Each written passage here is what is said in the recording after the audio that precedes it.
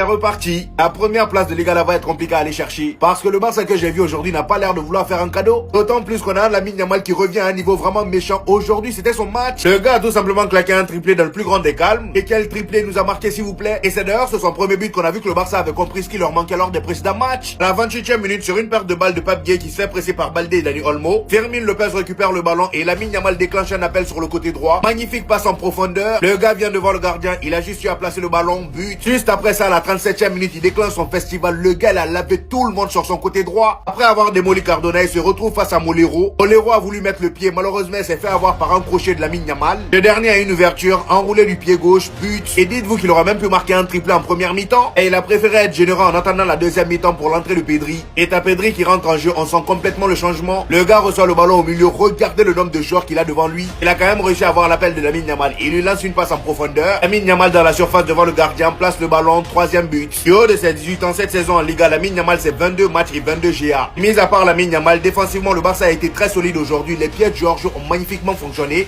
Barça et Eric Garcia ont vraiment été top. Même si je trouve que Baldé de son côté en début de match, il a vraiment perdu beaucoup de ballons. Et franchement, défensivement parlant, il a fait le boulot. Le seul flop pour moi aujourd'hui dans ce match, c'est celui qui fêtait son anniversaire, Ferran Torres. Il a chié encore une fois. Rafinha a également été un peu moyen, mais dans l'effort, il a été présent. Sauf qu'offensivement, va falloir se réveiller, mon ami. Côté Villarreal, Pape Gueye en deuxième mi-temps a réussi à réduire le score, mais c'était beaucoup trop tard, étant donné que Robert Lewandowski est venu marquer le quatrième but. Statistiques, records, et surtout des phénomènes qui changent l'histoire du jeu. Si t'aimes les débats enflammés et les chiffres qui font trembler l'Europe, abonne à toi maintenant, active la cloche et reste jusqu'à la fin. Parce qu'aujourd'hui, on va parler d'un joueur qui est peut-être en train d'écrire les premières lignes d'une carrière légendaire, Lamine Yamal. Lamine Yamal totalise désormais 26 buts en 95 matchs de Liga. Ce chiffre peut sembler simple au premier regard, mais quand on ajoute le contexte, il devient absolument monumental. Pourquoi? Parce qu'il n'a même pas encore 19 ans. Et avec ses 26 réalisations, il devient officiellement le premier joueur du 21e siècle à dépasser la barre des 25 buts avant 19 ans dans l'un des 5 grands championnats européens. Liga, Première Ligue, Serie A, Bundesliga ou Ligue 1. On parle des championnats les plus compétitifs du monde. On parle des ligues où ont évolué Messi, Cristiano Ronaldo, Thierry Henry, Mbappé, Rooney, Lewandowski, Benzema. Et aucun d'eux n'avait atteint ce total aussitôt dans un championnat majeur. Mais ce qui rend cette statistique encore plus impressionnante, c'est son profil. Lamine Yamal n'est pas un attaquant axial pur. Ce n'est pas un renard de surface qui vit uniquement dans les 6 mètres. C'est un ailier droit, un créateur, un joueur de percussion. Il reçoit souvent le ballon loin du but. Il provoque, il élimine, il crée des décalages. Et malgré ça, il marque 26 fois en Liga avant 19 ans. Il faut aussi se rappeler d'où tout a commencé. Il débute en Liga à seulement 15 ans, à un âge où la majorité des jeunes sont encore en formation, lui affrontaient déjà des défenseurs internationaux expérimentés. Pas en match amical, pas en coupe régionale, en Liga, sous la pression du Camp Nou, sous les projecteurs, sous les attentes immenses d'un club historique. Et depuis ses débuts, sa progression a été constante. Il n'a pas explosé pendant 3 mois pour disparaître ensuite. Non. Il a pris de l'ampleur saison après saison. Plus de minutes, plus de responsabilités, plus d'influence, jusqu'à devenir un titulaire régulier et une pièce essentielle du système offensif. Ces 95 mètres hatch montrent une autre chose, la régularité. Marquer 26 buts en moins de 100 mètres hatch avant 19 ans signifie qu'il est décisif dans la durée. Ce n'est pas un coup d'éclat isolé, ce n'est pas une série courte, c'est une continuité. Et si on analyse ses buts, on comprend encore mieux son niveau. Il marque du pied gauche après un crochet intérieur, sa spécialité. Il frappe de loin. Il marque en contre, à attaque. Il peut finir dans des petits espaces. Il peut aussi conclure des actions collectives. Cela prouve qu'il ne dépend pas d'un seul type de situation. Au-delà des buts, il faut parler de son impact global.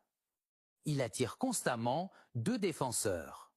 Il oblige les latéraux adverses à rester prudents. Il ouvre des espaces pour ses coéquipiers. Il participe au jeu entre les lignes. Il crée des occasions. Même quand il ne marque pas, il influence le match. Ce record des 25 buts avant 19 ans, dans un grand championnat, est un symbole fort. Parce qu'il place son nom dans une catégorie statistique unique au XXIe siècle. Dans une époque où le football est plus physique, plus rapide, plus tactique que jamais, marquer aussitôt dans ces conditions, c'est un indicateur exceptionnel. Et la question devient encore plus fascinante quand on pense à l'avenir. S'il affiche déjà 26 buts en Liga avant 19 ans, quel sera son total à 22 ans? À 25 ans? À 28 ans? Peut-il viser des records historiques en Liga? Peut-il entrer dans la discussion des plus grands joueurs de sa génération? Peut-il prétendre un jour au Ballon d'Or? Ce qui est impressionnant, c'est aussi sa maturité mentale. Il joue sans peur, il demande le ballon, il tente, il ose, il assume les responsabilités dans les grands matchs. Pour un joueur aussi jeune, c'est rare. On ne parle plus simplement d'un espoir. On parle d'un joueur qui a déjà des chiffres de référence. D'un joueur qui, statistiquement, est en avance sur la courbe normale des grands talents. D'un joueur qui ne suit pas la trajectoire classique, il la dépasse. Lamine Yamal est en train d'écrire quelque chose de spécial. 26 buts en 95, maître de Liga. Premier joueur du XXIe siècle à franchir 25 buts avant 19 ans dans un grand championnat. Ce sont des chiffres froids. Mais derrière ces chiffres, il y a une réalité. Un talent générationnel qui grandit à une vitesse incroyable. Et maintenant, je te pose la question. Est-ce que nous sommes en train d'assister à la naissance d'une future légende du football européen? Est-ce que Lamine Yamal peut devenir le visage du Barça pour la prochaine décennie? Dis à moi tout en commentaire, like la vidéo si tu crois en son potentiel et abonne-toi pour ne rien rater de l'évolution de ce phénomène. Parce que si ça continue comme ça, les prochains records pourraient tomber encore plus vite que prévu. Il a abattu. Et Pedri, c'est pareil parce que les gars, oui, le milieu de terrain du Barça a été bon. Oui, des fois, quand Pedri est sur le banc, le Barça au milieu de terrain arrive à faire des bons matchs. Oui, tu vois des bonnes choses sur le terrain. Oui, Firmin a été excellent. Oui, Olmo a été très bon sans ballon. Il a fait beaucoup d'efforts. Oui, Bernal a été bon. Mais Pedri, quand il rentre, je suis désolé, mais c'est pas pareil. C'est pas la même chose parce que Pedri, quand il est sur le terrain, waouh, juste waouh, les deux passes qu'il met aujourd'hui, la passe qu'il met à Lamine Yamal, elle est exceptionnelle. Tous les joueurs de Villarreal sont battus. Lamine part tout seul alors qu'il y avait 8 joueurs autour de lui. Lamine part seul, la passe de Pedri est millimétrée et le 4e but de Lewandowski, ça ne va pas compter comme une passe décisive à Pedri. Ça va pas lui compter comme une passe décisive, ça va pas lui compter comme une stat, mais ça vaut un but parce que la passe qu'il met pour Koundé. Ah, ce joueur est exceptionnel. Ce joueur est exceptionnel. Il est trop fort. Pedri, c'est un magicien. Je le répète, Pedri, c'est totalement le genre de joueur pour lequel tu payes pour aller au stade. Pedri est rentré 30 minutes et il a fait parler toute sa magie. Toute sa magie, il l'a fait parler. Il met cette passe pour Koundé. Koundé se retrouve seul côté droit. Remise de Koundé, frappe de Levan qui pousse dans le but vide. C'est Pedri est passeur du passeur, mais Pedri a été passeur décisif, plus clairement responsable du 4e. Et